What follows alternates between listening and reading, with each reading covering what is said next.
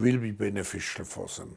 From your perspective, how do you understand this ambition of China to have the Chinese path toward modernization and share it with the developing world?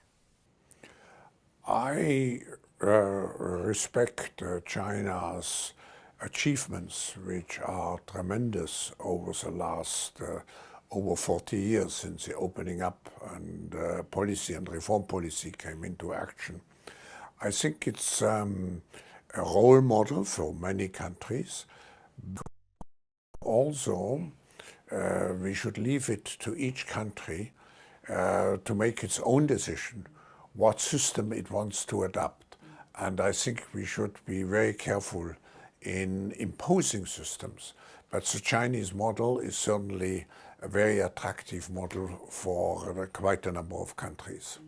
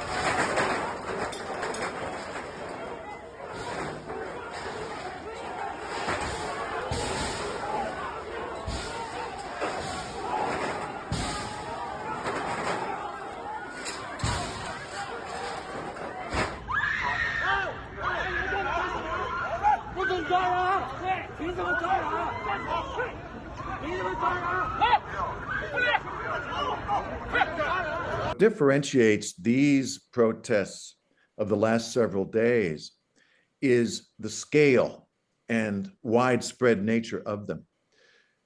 There have been episodes of unrest and public anger at government policy in China, even during the Xi Jinping era. But those protests were relatively small, relatively localized, and it's that national character, widespread nature of it that I think makes it a much more potentially volatile and potentially more threatening set of problems that the party in China has to deal with. 中国是法治国家，中国公民享有的各项合法权利和自由依法得到充分保障。与此同时，任何权利和自由都要在法律框架内行使。When it comes to protests that we're seeing in China, protests that we're seeing for different reasons in Iran, our position is the same everywhere, which is that we support the right of people everywhere to peacefully protest, to make known their views, their concerns, and their frustrations. I don't think anybody can lead this kind of protest because China has no political environment. And for past 70 years, they cleaned out any people, intellectual or media who can raise any question. So there's no ecosystem in the political situation. I'm quite cynical about it because I've seen too many young people has been arrested, and other people become silent. And also I've seen the European nations never really support human rights in different nations, and they have their own agenda. They want to do business with China. That's the priority, and so today is extremely difficult for anybody want to have a change.